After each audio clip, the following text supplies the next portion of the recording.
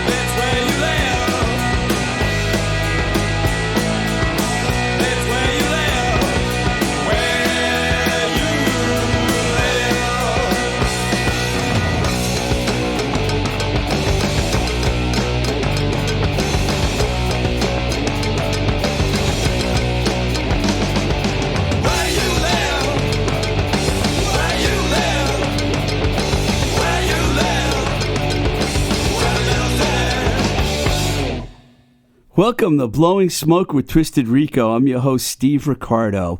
That was Where You Live by Government Issue from the U album on Giant Records, later re-released on the Complete History Volume 2 on Dr. Strange Records. Let's welcome Al Quint to the show. How are you, Al? I'm all right. How are you? Sleepless night for you last night, too, or what? I managed to get in maybe 5 or 6 hours of sleep, but still definitely feeling a bit of a hangover, I guess you could say. Yeah, for you guys listening out there, it's November 4th. We still don't know who's the leader of our nation, but maybe we'll find out one of these days. I thought playing a GI song would be a good common area for us to start the show. I know you were a fan of the band. Why don't you give us your thoughts on GI and, of course, the untimely passing of John Stabb in 2016? Well, I'll talk about Stabb first. I met him a handful of times. We'd corresponded a little bit, so wasn't like close friends with him or anything, but he always seemed like a really nice and genuine person. And in terms of Government Issue, I think I first heard them with the Flex Your Head album, which is a pretty important compilation for me. It was on Discord Records and pretty good introduction to the Washington, D.C. hardcore scene, which I'd already been checking out for a little while before that. But I remember stopping at Rocket Records on Route 1 and picking up their Legless Bull EP on my way home from a job interview, and just totally kicked ass. And I guess I'm a little bit more drawn to their earlier hardcore punk stuff. I mean, some of their later stuff's okay, but pretty much up through Joyride. Actually, GI5 are my favorite albums by them. And Boycott Stabb got a lot of play, but still like them to this day. Still listen to their early material. Al's always very kind when it comes not to tell me that he doesn't really like my stuff on Giant Records. You're starting shit with me already. We've talked about Field Day. We don't have to talk about that. Yeah, we can agree to disagree on that one. But I want to give you a little bit of history on Al, our listeners. He's from the North Shore town of Swampscott, where I believe Tony Conigliaro, Red Sox great, is also from. That's right. You went to Boston University, which I'm assuming you were a journalism major there? Nope, I was a business major. I majored in marketing. Wow, and you got a degree from BU? Yeah, 1982. A lot of famous people have gone to BU. Soon thereafter, he started Suburban Voice Magazine, which is one of the coolest magazines. Fanzine, I guess we could call it. I'd call it more of a fanzine. I guess it was kind of a magazine at one point. It actually started as Suburban Punk Fanzine. First issue was 4 typewritten pages. I left the title, I left like a space at the top of the first page because I hadn't even decided what the name was going to be. So I typed out 4 pages of live and record reviews, and I'm thinking, well, I live in the suburbs. I like punk. I'll just call it Suburban Punk.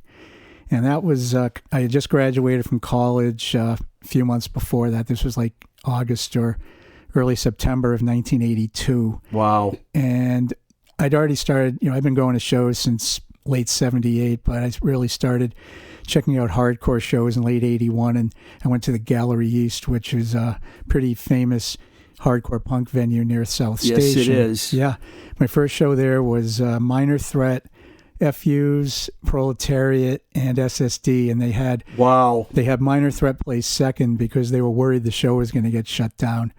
But I mean, that was inspiring. And then a few months after that, I saw the Process of Elimination tour, which was a bunch of Midwest hardcore bands, Necros, Negative Approach, Meatmen. And, mind-blowing show. I really felt like, this is something special going on here. This is something I can relate to. And so it's like, well, what can I do?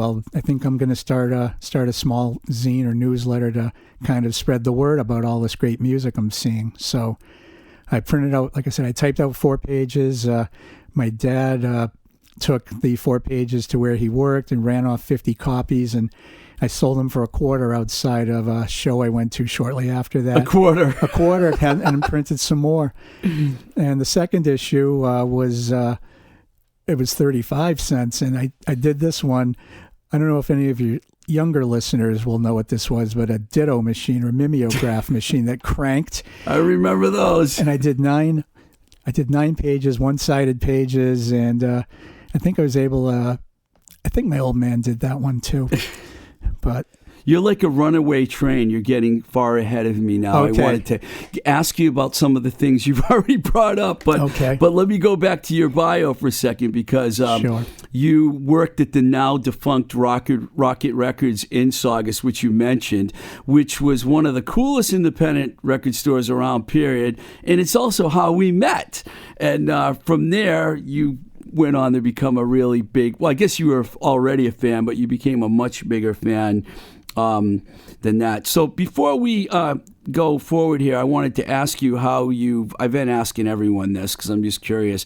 How have you survived during this pandemic? And I imagine that you always listen to a lot of music, but was there something unusual? You know how it was really bad in like April and May and the really highlight of it for this area, which I think we're heading to again. How'd you survive through all that? Well, I work out of the house anyway, so, I mean, besides not going to shows, it wasn't a major thing. I don't know, it's like surviving. I mean, I've just tried to live my life with as much normalcy as possible. I try to get out of the house once a day, and, having my radio show, which I'm sure you'll ask me about later, is, something that's kept me going, but just trying to get out and do stuff. I'm glad the gym's open again. I'm going there. I try to walk by the beach several days a week, and that's kind of the way you live close to the ocean, so that's cool. I live in Peabody, but it's like only like a 10, 15-minute drive to the beach. Cool. So you didn't really have much of a problem. I mean, it's stressful, dealing with grocery shopping became a little more difficult. And you worry about it, but I've just tried to, use common sense, and I think I'm getting through it okay. Cool. So tell us about your early days, which you started to do, following punk and hardcore, and how you got so involved in the Boston hardcore scene, and later even played in bands No System and Shattered Silence. You can do that in any order you want. Okay. I'm just curious how you mentioned Gallery East. Was that like the first place that you went? For hardcore, no. I saw a few, I've been going to shows since late 78. The first show I saw was the Stompers, The Stompers? Oh, God, they were so bad. They weren't a hardcore band. No, well, it's 78. There was no hardcore. I've been listening to punk since 77. So, I don't know. You want to get the whole story here. I've been listening to music since I was a little kid. I had a little red transistor radio, and I'd hear a song, and I asked my parents, hey, can you get me this record? I was like 5 or 6, and they'd always get me records. And really? Yeah. So, I've always been a music junkie. My teenage years, I devoured music magazines like Circus and Cream. Oh, I love Cream. Listened to the radio all the time, AM at first, but there used to be a station called WBZ FM, which I think is now Magic 106. And that's how I started, discovering, more, album type stuff. I've always gravitated towards high energy music, guitar oriented music. And so some of my favorite bands before getting into punk were like Aerosmith and Blue Oyster Cult, Ted Nugent, although I don't listen to him much anymore. And in 76, I had this book called Rock Revolution, and it had a chapter about heavy metal. And the author, Lester Bangs, who I've spent my entire writing career stealing from. I love him. Yeah, he was a brilliant writer, but he mentioned this band called Iggy and the Stooges.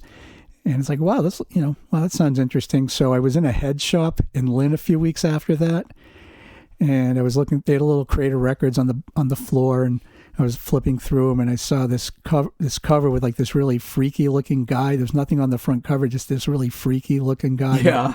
And I flip it over, and it says Iggy and the Stooges, Raw Power. It's like, oh, that's the record I just read about a few weeks ago. So I had the guy, the clerk, put the record on, and the minute I heard the opening chords to Search and Destroy, it's like, yeah, I'll take it. $3, I'll take it. All over this. And I guess at the time I didn't realize that was probably the first punk record I ever owned. But to me at that point, it was just a good hard rock record. Wow. Yeah. Well, I had a feeling you had a story like that. How did you... Go ahead, continue, man, continue. Okay, so I was starting to read about punk music, and, like I said, Circus and Cream, I started reading about it, and then I started listening to some college radio, especially WMWM, which was the Salem State University. Yep, college at that time. And there was a guy in my high school class named Paul Greenberg. His nickname was Greenie, and he had already started DJing on WMWM, even though he was still in high school. And so that's where I first heard the Sex Pistols and the Damned and Dead Boys and all that. And it's like, yeah, this is what I want. It's just, high energy rock. It's, a little more raw, a little more stripped down. And it immediately appealed to me. What year would you say that was that you were listening to WMWM? 77. That's really funny because I mirrored you, but I was listening to WCUW in Worcester. They were the first station in the Worcester area that was playing all the early punk stuff. But yeah, I mean, I remember I think the day I first heard the Sex Pistols' God Save the Queen was September 4th, 1977. It's like I'd heard about the band, got my tape recorder ready, and Mott the Hoople's Rock and Roll Queen had just ended, and then I recorded God Save the Queen, and it's like, that's it. Light went over the head. Yeah, this is... I tried to explain to my nephew one day how we used to wait for a song to come on the radio and record it off the radio with a cassette deck. Yeah, I did that into the mid-'80s. Did you, I mean, how was it? Okay, so that was like punk, and then... So you were listening to the punk bands for a few years before the Boston hardcore scene started. Yeah, and I started, like I said, I started at BU in the fall of 78. And I mean, I'd already been listening to a lot of college radio. Greenie told me about this station called WTBS, the MIT station. Right. And this guy named Oedipus who did a show called The Demi-Monde. And that's, that was even better than Greenie's show. He played a lot of really cool punk. And I started taping stuff and checking out different bands and started making trips into Boston, going to the old Discount Records store downtown to pick up punk singles. And I started at BU that fall. And did you live on campus at BU? Yep. Warren Towers, that big 3-tower building. I lived there for 2 years. And it was only 2 blocks from the Rat, or 4 blocks from the Rat. So started going there. I mentioned seeing the Stompers, but the first real punk show I saw was the Plasmatics. Wow, at the Rat? At the Rat, Plasmatics and the Malls. And I think the Plasmatics had been together for around a year at that point, if that.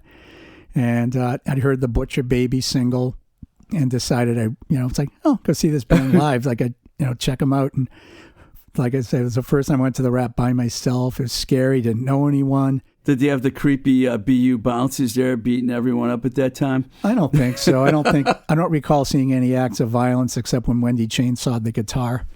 That was insane. I wish I could have seen that live, man. I never had the chance to see the Plasmatics. Yeah, I mean, they were just this was like, before they had like all the pyrotechnics and crazy stuff. It was just ripping good, loud, fast stuff.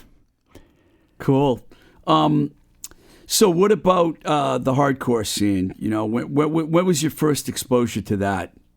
Probably, I think the first time I saw slam dancing might have been in maybe 1980 at the Channel. But the first, I guess you could say, hardcore type show I went to might have been TSOL at Streets. Nice. I mean, I saw like, between 78 and 82, I saw, so many bands like everywhere. But the first hardcore at TSOL and Antipasti, and I know that like FUs and Gangrene played one or the other of that. And that's, where I first started seeing, all this crazy slam dancing. And I remember when I saw Antipasti, my friend George, who worked there, took me downstairs to meet them. And we get to the room where their dressing room, and there's like 20 like, guys with shaved heads just kind of looking at us like, what the fuck are you doing here? Wow. And, it took a while to get to know those guys, but yeah. So I started seeing that. And then one of my most memorable shows was you wearing your Bad Brains shirt. I saw Bad Brains at a club called Mavericks. I remember that room. Yeah. And it was... They showed up really late. They got there at like 1:30 in the morning. In fact, I was about to leave and saw them coming in. It's like, okay, I'm staying. So they set up, no sound check, no nothing, and just a 20-minute set of all hardcore. And it's one of the greatest things I've ever seen. Was that the first time they ever played in Boston? No, I think they played Streets. This was April or May of 82. Didn't they end up getting their van stolen in Boston? I'm not sure, but yeah, I think they did. I think that was from the Rat or someplace that. Yeah, they played Streets or like late the previous year. Streets was a cool little club. I saw Black Flag there for the first time. Wow. When you look back at the early Boston hardcore scene, which seems to get more and more famous as the years go by, where do you think now that Boston scene? What is the what is their place in American hardcore history? Where would you put the Boston scene? Is it there with DC and LA? I mean, where would you put it? Well, they were definitely influenced by DC in terms of the whole straight edge thing and the sound of some of the bands. I mean, Boston did have the early Boston hardcore bands had kind of a distinct sound, especially like they had like, I guess you could say almost like this hornet's nest guitar sound, really fast, really frenetic. If you were to describe a band like that, I would think Jerry's Kids is the first band that pops in my mind. They were so fast. They played so fast. Not crazy fast, but yeah, they're definite, and they're my all-time favorite local hardcore band. Is This My World is just amazing. But I mean, it wasn't like monochromatic. I mean, the FUs, they started before hardcore and played more like, punk, and then they kind of picked up the speed a little bit. But they always had a little bit more of a sense of humor, maybe. And I mean, the Proletariat, who played some of those shows, they came from more of a post-punk thing. They were more art. Yeah, like Gang of Four, Wire, influenced by that. Yeah. And I remember talking to Rick about when they played with Minor Threat, and he said, yeah, they let us play those shows. They tolerated us, but we never really felt part of that. I mean, the Freeze, they were around. I love the Freeze. But they didn't get along with the Boston crew people too well. And I think Cliff... he was still complaining about that as recently in the last 10 years. He still pick up a little bit of bitterness there. But I got to know those people a little more over time. I was never really part of the whole Boston crew thing. I was more of kind of on the periphery there. But I was starting to, do my zine and going to a lot of shows and gradually meeting these people. And did you think it was odd when This Is Boston, Not L.A. came out that SSD wasn't part of that project? I did, but I found out why. I read an interview with them where Al said, they wanted to do their own thing. They didn't want. I guess maybe they felt they were being co-opted. But what's really funny is SSD's third album came out on Modern Method. Yes, it did. But I mean, that was the spring of '82. I got Boston, Not L.A., Flex Your Head, and Punk and Disorderly, which was my introduction to a lot of the UK punk bands. And there was a lot of, Boston, for all of like being so parochial and all that, they were welcoming to bands from other places. I mean, LA bands did really well here, like Black Flag, Circle Jerks, TSOL. Also a San Francisco band, which everyone talks about the first time Flipper played here. Yeah. I didn't go to that show. That was at the Media Workshop. But I saw them I saw them at Mavericks, and they played with this band called Drunk Driving, and I just remember their singer kept smashing glasses during their set.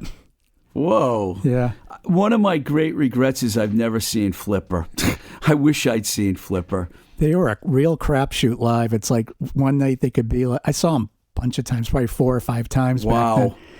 And one night they could be the, best band in the world, and the other night it could be an unholy mess, basically. One show I saw, the vocalist went to the bar halfway through the set, and they got other people. I think they had like other people come up and sing the songs. That sounds like Flipper.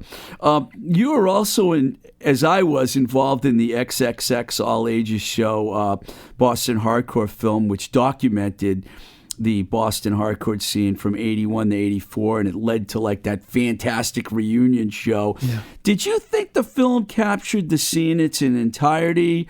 And if not, what would you have added to it, to make it seem like they got the history right? Did they get it right? Yeah, I think so, pretty much. Yeah. I mean, I haven't seen the movie for a while, but I did help with some of the research on it, chronology, finding out when certain records came out and all that. But yeah, I think they kind of captured. I mean, Drew Stone, the filmmaker, yes. He was involved in the Boston hardcore scene. He was in that band, the Mighty COs. Did he go to BU also? No, he went to Emerson. Emerson, right. I love the film. Didn't mean to imply that they missed something. I just wanted to get your perception of it. I thought the show was absolutely phenomenal. Oh yeah, and Jerry's Kids stole that show. I mean, all the bands were good. I mean, DYS, the FUs. Who else played? I'm trying to remember all the bands. It was DYS, FUs, Slapshot, Jerry's Kids, Slapshot, Antidote, which was Drew's band for a while. And then I got there a little late, but some other local bands, more recent local bands played. And Springer from SSD got up and sang Boiling Point with one of the opening bands. Yeah, I agree with you that Jerry's Kids were the best band that night. They were unfucking believable, man. And they still are. It's like they come out of hibernation every few years and they still smoke every other Boston punk or hardcore band. Yeah, did you see them a lot when they had their original singer? I never saw them with Brian back then. The first time I saw them was at the Channel, and they already had the Is This My World lineup with Chris Doherty on guitar. Was that the high point of that band when they had Chris in the band? Oh, yeah. Gangrene played at the reunion show, too. We forgot about that. Yeah, that's right. Oh, yeah. They were definitely, when he was, they were good all along, but when he was in the band, that was just the best lineup. The lineup that played on that record. And here's a little bit of trivia about them. Before Rick took over on vocals and after Brian left the band, they had another vocalist named Joe for a short time. And they recorded, I think, 5 or 6 songs.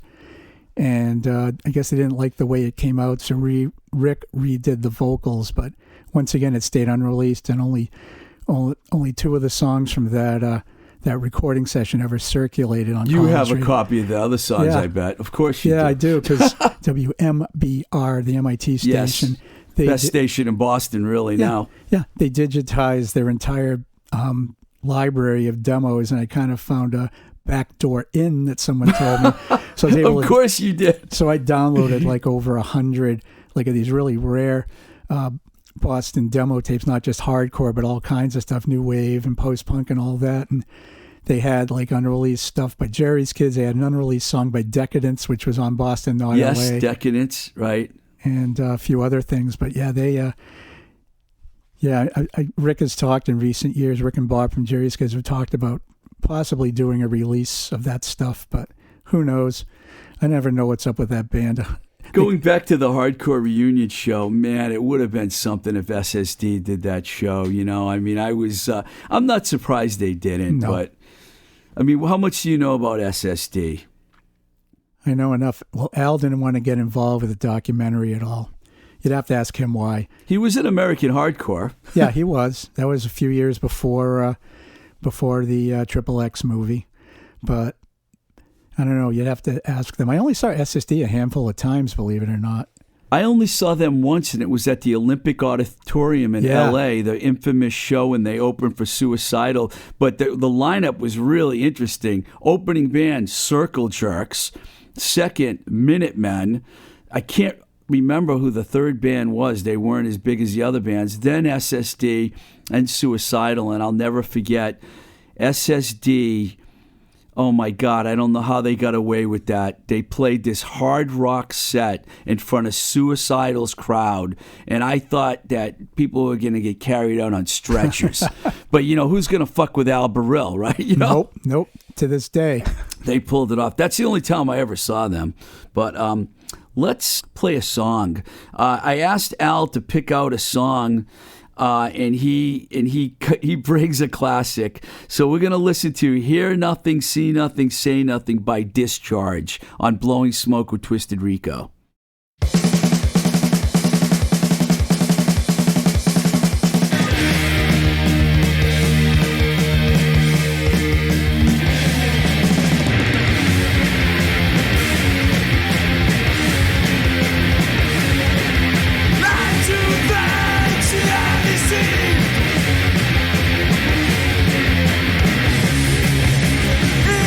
See nothing, say nothing.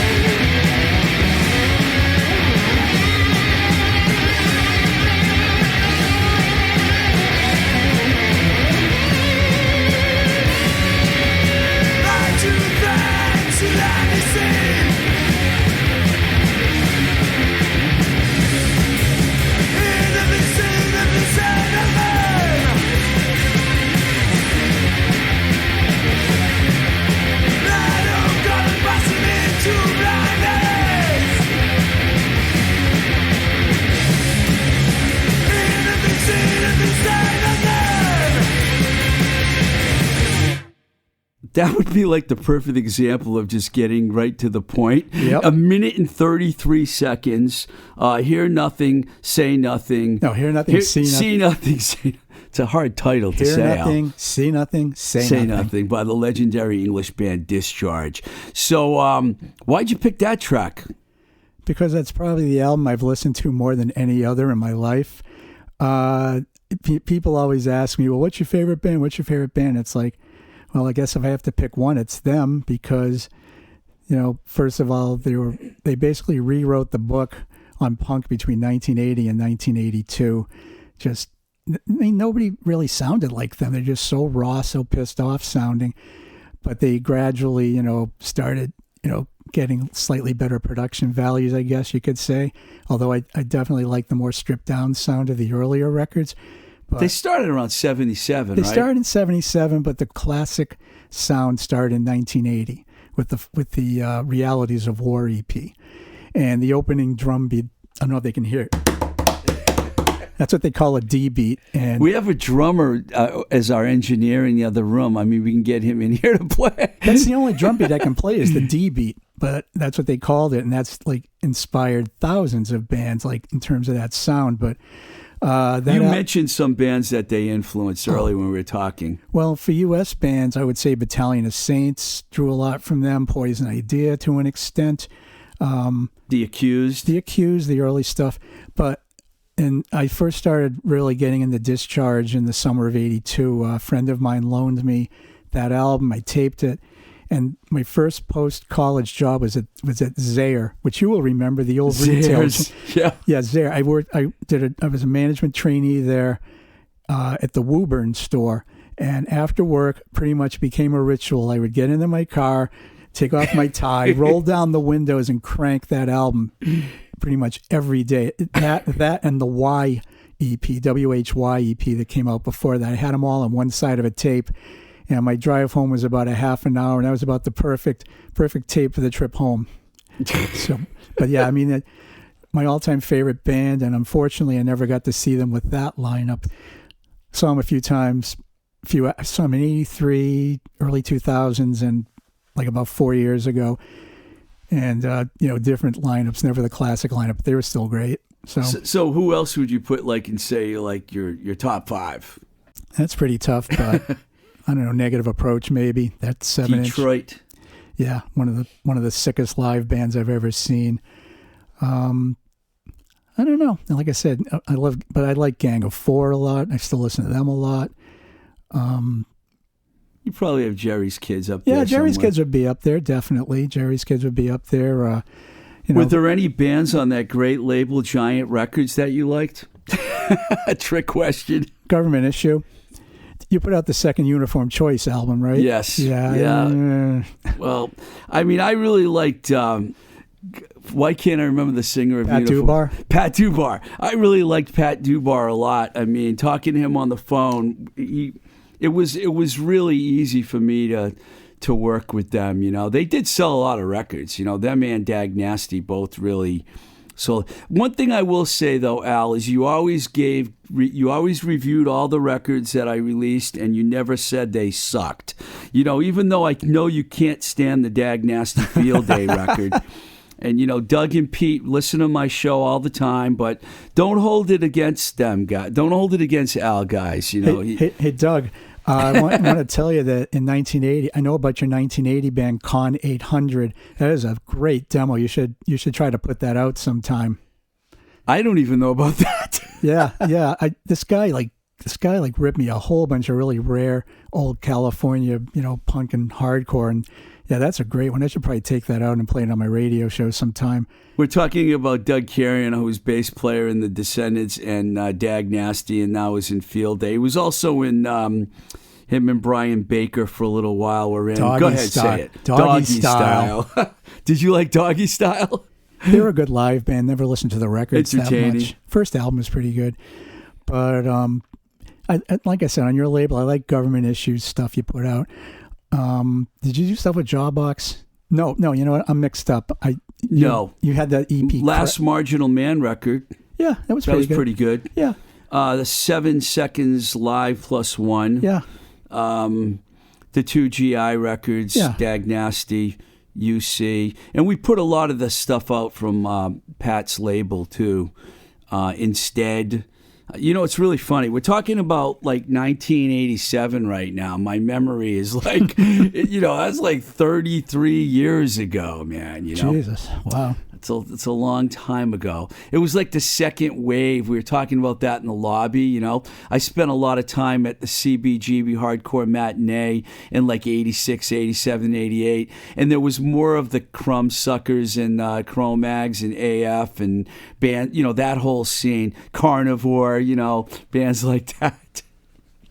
I did an interview yesterday with a guy from Metal Edge magazine. Yeah. He interviewed me about the early days at Roadrunner, and I told him the story that I've told on my show many times. When I first met Pete Steele at CB's, Holly Lane's like, we got to go meet the band. So we go backstage, and we meet the band, and she goes, this is Steve Ricardo, Pete. And he gets right, he's a big dude, right? 6'7". Right in my face, and he's like, if you fuck my record up, I will kill you. And I didn't know if he was serious or not, but not one person was smiling in the room. So I assumed that Pete Steele would have kicked my ass if we, fucked up his record. I met Pete one time, early 90s. I forget it was CMJ or New Music Seminar.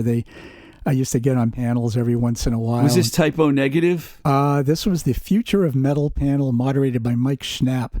Oh, but was Pete now in Typo Negative at this point? Yeah, Pete was in Typo and Mike Schnapp.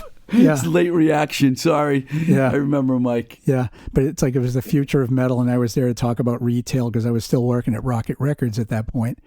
And I worked there for 8 years, from 85 to 93. And I used to call you and bug you all the time. That's I went in right. there a couple of times too, actually. But I sent you a lot of cool stuff. Whenever I would have I think I was with Metal Blade. Yeah. If you were with Roadrunner, it was probably when the Great Cat was on that label. Yeah, you love the Great Cat. God. Well, I'll tell my Great Cat story in one sec, but my Pete Steele story, beforehand, we met and, talk about what we were going to talk about. Couldn't have been friendlier, more charming, more outgoing. We get to the panel, question and answer part. Someone asks Pete a question he doesn't like. He takes his sign, rips it in half, throws it at the guy. Oops, sorry. And then just sits back and doesn't say anything the rest of the time. Really? Really? Do you remember the question? No, I have an audio tape of it somewhere. Maybe it was, so we heard you're posing in Playgirl magazine. Peter Steele's dead now, so he can't come look for me, so I'm not afraid of him as I was. I don't know. Rest in peace, by the way, Peter Steele. Great Cat. When I was working at Rocket, the second album had just come out, and she called me and said, "Hi, it's the Great Cat. It's like, get our new record in stock." It's like, yeah. Isn't it the greatest record I've ever heard? It's like, I hesitated for a second. She said, well, if you don't think it's the greatest album ever, I don't want to talk to you. It's like, fine. And I hung up on her. Next day, someone from the label called to apologize for her behavior. Yeah, it was after I left the label because I didn't make it to her second record. I got fired from Roadrunner. But that sounds like the Great Cat, 100%. I was telling the guy from Metal Edge about when she got in a fight with Dave Mustaine. It was so great. She almost made Mustaine cry. It was like unbelievable, man. Probably shouldn't tell this story since it's going to be in another podcast, but I just did. So whatever. There you go. But it was cool when you worked at Rocket because you were one of my go-to guys, man. I know I got you tickets to a lot of shows. Yeah, you sure did. I think you came to see Damn the Machine and Paw and all those A&M bands that I worked with. I came to see your giant record showcase at CB's. That was a few years. Oh, yeah. Wow, that was a great show. Dag played that one, yeah. Yeah, Dag Nasty Verbal Assault. How can I forget that? There's a record you put out, that trial record, which just got reissued recently. I can't believe I forgot to mention that because I know you like that band. Still have my test pressing for that one. Yeah. Oh, nice. Yeah. People like those test pressings, man. Everyone's looking for them now. I kept some of them. So, let's see. So here's another thing I want to ask you. Tell us about the current state, we know it's silent, of punk and hardcore and where you see it going after the pandemic. Do you see shows coming back to a normal, if there is a such thing as normal place? Probably not anytime soon. I mean, I've talked to people. I have a funny feeling you won't see anything in 2021, but we'll see. But the whole year, huh? I mean, I'm mostly connected to the DIY underground scene in Boston. It's not strictly hardcore. I like all kinds of stuff, and that mainly falls, I guess you could say most of the bands I see do fall into the punk category. But I definitely, and spaces come and go. My favorite space in the past 10 years was called the Boiler Room. It was in a truck lot in Allston, and it was like this really dilapidated brick building. And you go downstairs, there were 2 rooms. It looked like a bomb shelter. And I saw bands from all over the world play there. Who put those shows on? There was like a group of people that did those shows there. This guy Kevin, who played in like bands called Chain Rank, and this woman Sophie, who was she was in a few bands. One was Firewalker, but I mean they would book bands from all over the place to play there. And I remember this band called Hankwood and the Hammerheads, who were kind of like every below the radar band in existence. They're actually pretty popular in New York. They're like a kind of a garage psych band, and they had a keyboard player and 2 percussionists. I remember like I think there were 6 members of the band, and it was such a small space that the percussionist had to play facing the drummer. And it's like I can't believe no one died there. They were open from 2013 to 2016, and the thing is, it was a very well-run space. I don't recall ever seeing any big fights there. Everyone seemed to get along. That's unusual for Allston. Well, everyone knew each other. That's the thing. And it was, they kept the shows pretty secret. They kept them off the radar. So that's how come the space. Well, I hope the shows do come back for your sake, Al. I hope so, too. I follow you on Instagram, and you have posted so many great photos from so many great bands. What is your Instagram tag? It is Suburban_Voice. Yeah, if you don't follow that, people out there, please do. It's a really great. You can get so much info from Al, man. He's gone to more shows probably than anyone I ever met. Before we move on, and I let you go, tell us where you can hear Sonic Overload Radio. And anything else that you want to share with our listeners about the fanzine, or do an Al Quint promotion for me. Yeah, Sonic Overload was something I do want to talk about. I've been doing it since 2000. I'd always wanted to do radio since I was a little kid. I used to record like fake top 10 countdowns when I was a kid, which is pretty embarrassing. But I had a guest slot on a show at Masconomet High up in Boxford. Did that for a while, and with a couple of guys at a high school. Yeah, a couple of guys invited me down to do a guest appearance, and I ended up doing it like pretty much the rest of the school year. And then a while after that, I found out about a station called Allston Brighton Free Radio opening. It was going to be like a low power AM station, and I started there in 2000, and eventually it became, for all intents and purposes, a pirate station. Now they juiced the transmitter. I don't remember how many watts, maybe 500 watts, and you could hear it a few towns away. But the station closed in 2005. I bought some DJ gear, and I've been recording it at home ever since. I upload a new show every Monday, and that's it. And you play a lot of different kinds of music, too. I've heard a lot of your shows. I mix it up. Yeah, you could play a classic rock tune or, punk, metal, hardcore, you name it. I mean, there's a big concentration on stuff between 77 and 84 because that was my favorite time for music. But I try to keep, up with current stuff. And I try to play everything from punk and hardcore to like more post-punk stuff, more like, I guess you could say like aggro rock, music that was inspired by bands on Amphetamine Reptile or Sub Pop. Like I said, I try to play a little bit of everything, new wave, dark wave, things like that. Highly recommend the show, people. But yeah, so I upload a new show every Monday. And how can they find it on the internet? www.sonicoverload.net. Awesome. Well, anything about the zine you want to say? Yeah, I mean, I started the zine in 82. It's the last print issue I did, which wasn't intended to be, it was 2003.